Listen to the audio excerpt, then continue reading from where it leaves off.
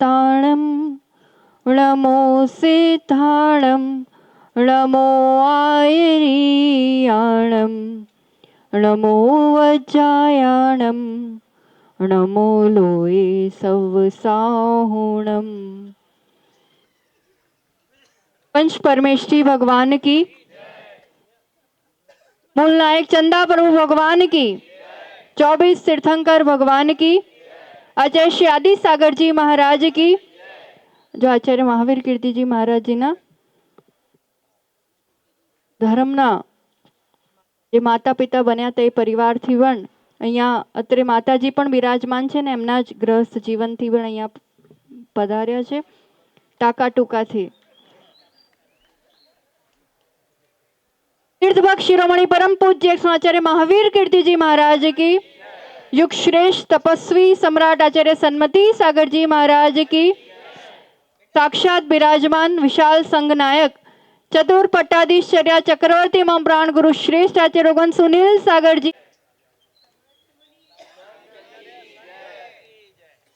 रोज को प्रभु महावीर आए थे हिंसादी पाप मिटाने को, ये मंगल आगमन गुरु का करे मंगल तेरा जीवन। संत आए तेरी नगरी तेरा भाग्य जगाने को। रोज तो रोज सूरज तो रोज उदित थाय छे અને અંધકારનો નાશ કરે છે। ક્યારેક આ યુગમાં પ્રભુ મહાવીર આવ્યા હતા અને સ્થાને સ્થાને એમના સમો શરણે વિહાર કર્યો હતો। હિંસાથી પાપથી મટાવા દુઃખોને દૂર કરવા એમનો અવતાર આવ્યો હતો।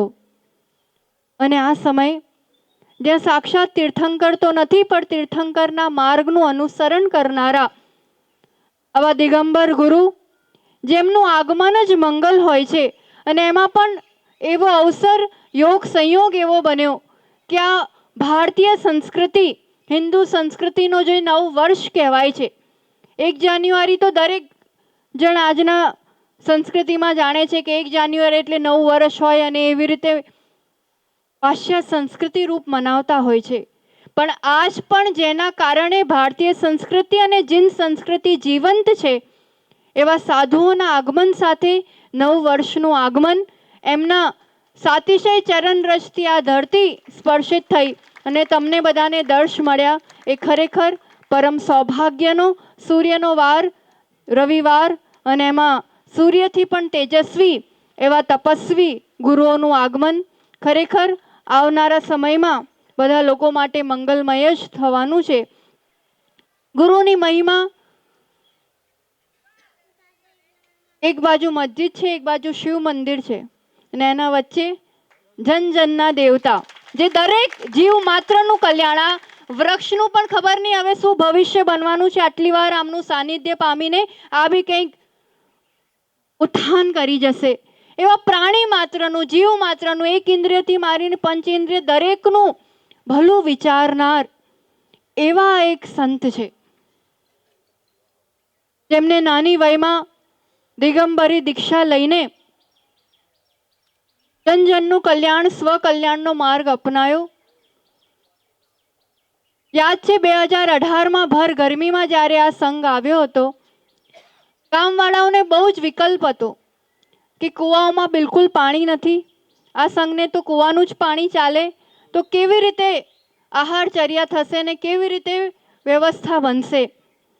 સાતિશય ચરણ હજી અહીંયા ગામ અહીંયા સુધી થોડેથી દૂર જેમ સૂરજ દૂર રહીને જ પ્રકાશિત કરી નાખે કમલને જીવનદાન આપી દે હજી તો ચરણ અહીંયા સુધી આવ્યા બી નથી અને ખબર નહીં ક્યાંથી કૂવાઓમાં પાણી આવ્યું ને આટલા વિશાળ સંઘની કેવી રીતે આહારચર્યા થઈ ગઈ અને ગયા પછી આખું ગરમી પણ પાણીની કોઈ જ અગવડ પડી નહીં।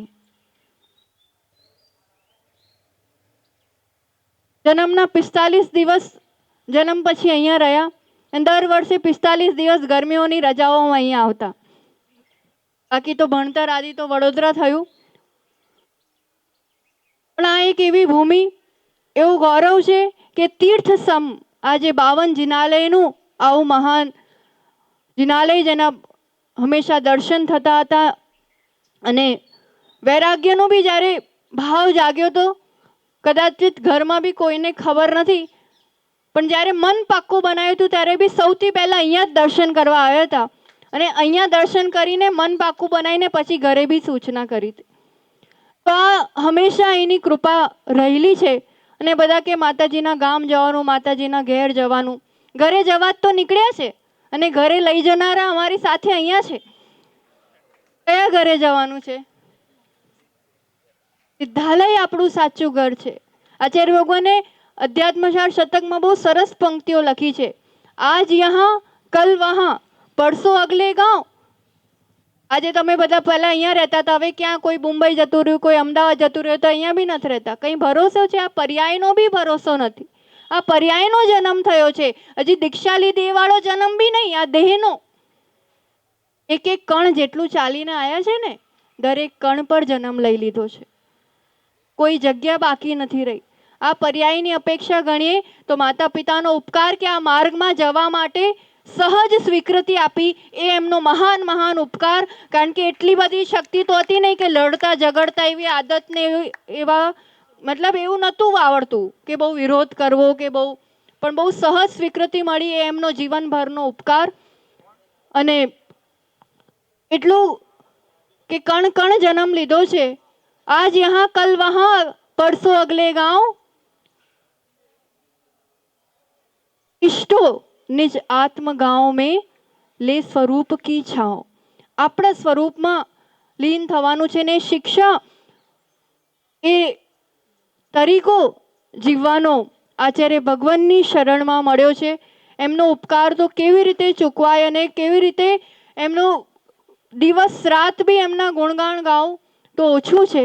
પણ એટલું કહીશ, આજે બધા ગામવાળા છે, કોઈ ડૉક્ટર માટે અહીંયા આવે, કોઈ વકીલ માટે અહીંયા આવે, ડૉક્ટરે બી રિપોર્ટ જોવે ને પછી તમને કે શું થયું છે ને શું નહીં, તો બી ભરોસો નહીં કે દવા કામ કરશે કે નહીં. વકીલને બી ફીસ આપો ત્યારે કામ કરે. આ એવા નિસ્વાર્થ સંત છે જેમના ચરણોમાં કશું કીધા વગર, કશું માંગ્યા વગર સહજ આપણી સમસ્યાઓનું સમાધાન થતું હોય છે.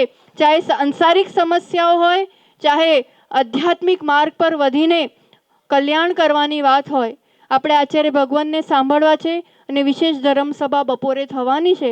તો એ જ ભાવના સાથે ને એટલી જ વાત સાથે કે ઘરે જવા જ નીકળ્યા છીએ. આ તો એક પડાવ છે. બસ બધાએ નક્કી કરેલું છે કે આટલો ટાઈમ થશે એટલે કોઈ સાંજે ઘરે જશે, કોઈ હમણાં ઘરે જશે. નક્કી કરેલું છે ને કે કેટલા સમયે ઘરે પહોંચવાનું છે. આચાર્ય ભગવાનના આશીર્વાદથી જે આ પગ પગ વિહાર કરીને ગામે ગામે આચાર્ય ભગવાનનો જે આખા દેશભરમાં પદ વિહાર કરીને આજે હજારો હજારો કિલોમીટર એક એક પ્રાંત એમને ધર્મ પ્રભાવના કરી છે. એક એક પ્રાંતના સંયમી સાધક આ સંઘમાં છે. આચાર્ય ભગવાનનો બહુ પ્રભાવનાપૂર્ણ ચાતુર્માસ દિલ્હીમાં NCRમાં થયો હતો, જ્યારે કેન્દ્રીય મંત્રીઓ પણ એમના ચરણોમાં આવીને એમનો આશીર્વાદ પ્રાપ્ત કર્યો હતો.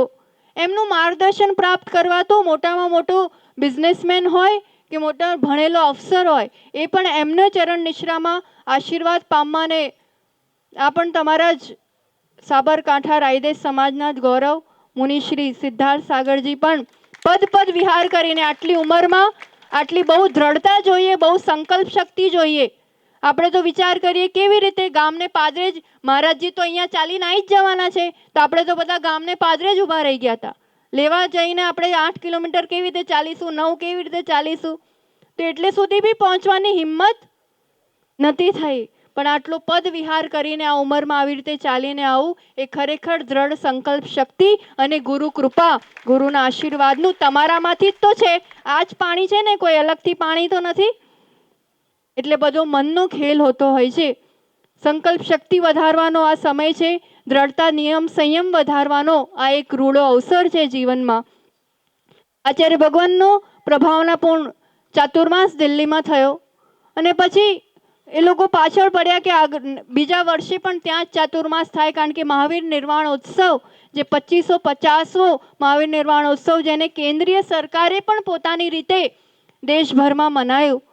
તો બધાની બહુ જ ભાવના હતી કે આવા જે હિન્દ સંસ્કૃતિને લઈને ચાલનારા, ભારતીય સંસ્કૃતિને લઈને ચાલનારા, ભગવાન મહાવીરના સંદેશોને સાક્ષાત પરોસનારા એવા મહાન પ્રભાવી સંતનું ત્યાં ઉપસ્થિતિ રહે. એના માટે ત્યાં વિજ્ઞાન ભવન, જ્યાં મોટા મોટા રાજકારણના કાર્યક્રમો થતા હોય છે, તો આરએસએસના સરસંચાલક જે મોહનજી ભાગવતજી છે, એ લોકોએ ત્યાં મનાયું હતું ને એમાં સ્પેશિયલ આચાર્ય ભગવાનની ઉપસ્થિતિ માટે એટલી બધી એમને જીદ કરી હતી કે 100 કિલોમીટર સ્પેશિયલ ચાલીને આચાર્ય ભગવાને ત્યાં ઉપસ્થિતિ આપીને બહુ જ પ્રભાવનાપૂર્ણ એ પણ કાર્યક્રમ રહ્યો હતો. અને પછી માનનીય પ્રધાનમંત્રી નરેન્દ્ર મોદીજીના ઉપસ્થિતિમાં ભારત મંડપમ, જ્યાં G20નો પ્રોગ્રામ થયો હતો, જેના માટે એનું આખું નિર્માણ થયું હતું, ત્યાં આગળ મહાવીર નિર્વાણ ઉત્સવનું સકલ જૈન સમાજ દ્વારા પૂરું આયોજન હતું.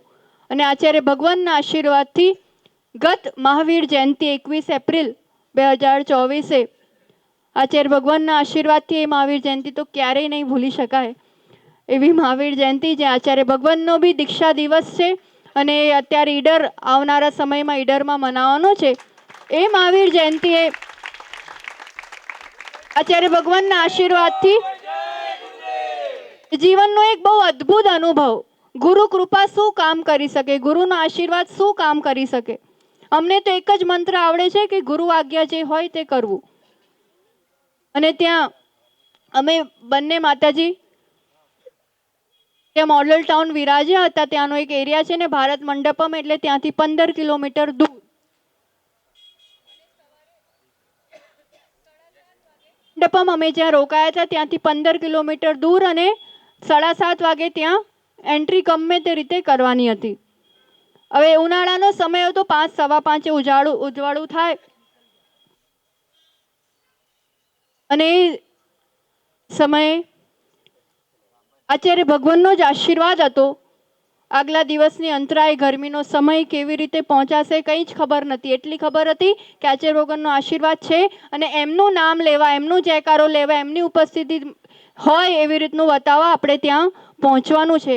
કેવી રીતે તો 15 કિલોમીટર એટલા કલાકમાં ત્યાં પહોંચી બી ગયા. 7:20 અમે લોકો ગેટ પર હતા. નિર્વિઘ્ન રૂપે અંદર પહોંચીને બહુ સરસ રીતે ત્યાં સુસ્વરમતી માતાજીનું મંગલાચરણ, અને એટલું હજારોની પબ્લિક વચ્ચે, મોદીજીની ઉપસ્થિતિ વચ્ચે, જૈન સમાજનું બહુ જ સારું ગૌરવ અને આચાર્ય ભગવાનનો જયકારા સાથે ભારત મંડપમ ગુંજી ઉઠ્યું હતું. અને આચાર્ય ભગવાને રામ મંદિરની જે પ્રતિષ્ઠા થઈ તે નિમિત્તે પ્રાકૃત ભાષામાં બહુ સરસ રામ સ્તુતિ લખી હતી, જેમાં કોઈ એવું વાંધો ના આવે. જે સ્વરૂપ આપણે માનીએ છીએ એ રીતે ને એ લોકો જે કરે છે એવી રીતે આખું બહુ સરસ અયોધ્યાની મહિમા અને રામની મહિમા રૂપે પ્રાકૃત ભાષામાં. કદાચ રામના મંદિરની પ્રતિષ્ઠા વખતે તો હજારો ભજન બન્યા, પણ પ્રાકૃત ભાષામાં કદાચ એમની સ્તુતિ એક પણ નહીં થઈ હોય. અને એ રચનારા પ્રાકૃત આચાર્ય સુનિલ સાગરજી ગુરુદેવ, અને એમની કૃપાથી હાથોહાથ નરેન્દ્ર મોદીજીને સ્તુતિ ભેટ કરવાનો પણ અવસર મળ્યો હતો. તો આવી રીતે આચાર્ય ભગવાનનો આશીર્વાદ હંમેશા સદૈવ છે, અને સાધના આરાધના નિત બની રહે, અને યથાશક્તિ ગુરુ પરંપરા અને જીન ધર્મની પ્રભાવના કરી શકીએ એવી શક્તિ આપજો, એવી સદબુદ્ધિ આપજો, અને ગામના જીવ માત્રનું કલ્યાણ થાય એવો તમારો આશીર્વાદ મળે, એ જ મંગલ ભાવના સાથે જય બોલો આચાર્ય ભગવાન સુનિલ સાગરજી ગુરુદેવની. બપોરે મંદિરે હોલમાં 4 વાગ્યા કે પાટા પર બેસનારું તો નીચે પડી પણ જાય. પાટા પર બેસીએ તો પડવાની, જે અભિમાનના પાટા પર બેસે એને પડવાની ગુંજાઈશ પર હોય, પણ જેને જમીન પર બેસતા આવડે છે ને એ ક્યારે બી પડતો નથી. એ આકાશની ઊંચાઈ સ્પર્શ કરે છે. ચતુર્થ પટ્ટાચાર્ય આચાર્ય ભગવાન, જે આજના કડી કાળમાં સમ્યક દર્શન, જ્ઞાન, ચારિત્ર ને તપ, ચારે આરાધનાઓની અસીમ ઊંચાઈ જેને સ્પર્શિત કરી છે, એવા આચાર્ય ભગવાનના ચરણોમાં હું તો પોતાની જાતને અતિશય ગૌરવાન્વિત માનું છું કે આવા મહાન ગુરુઓનું ચરણ સાનિધ્ય મળ્યું છે. અને જે પરિસ્થિતિમાં, જે અવસ્થામાં એમને અમને સ્વીકારી છે, એ ઉપકાર તો જિંદગીમાં ક્યારેય ના ભૂલી શકાય. કે પરાયા થઈને બી એટલું અપનત્વ આપ્યું, ચરણ માગીતીને હૃદયમાં સ્થાન આપી દીધું. એનાથી મોટો ઉપકાર કોઈ ગુરુનો શું હોઈ શકે. એવા સમન્વય સંત કે ના પંથવાદનો આગ્રહ છે કે ના પરંપરાવાદનો આગ્રહ છે. ભગવાન મહાવીરનો તત્વજ્ઞાન જે જેમ છે એમ જીવે છે અને પરોસે છે. એવા મહાન આચાર્ય ભગવાન સુનિલ સાગરજી ગુરુદેવના ચરણોમાં કોટિશ નમન કે તમે તત્વજ્ઞાનથી આજની ધર્મસભાને ભવ્ય જીવોને લાભાન્વિત કરો. જય બોલો ચતુર્થ પટ્ટાધીશ આચાર્ય ભગવાન સુનિલ સાગરજી ગુરુદેવને.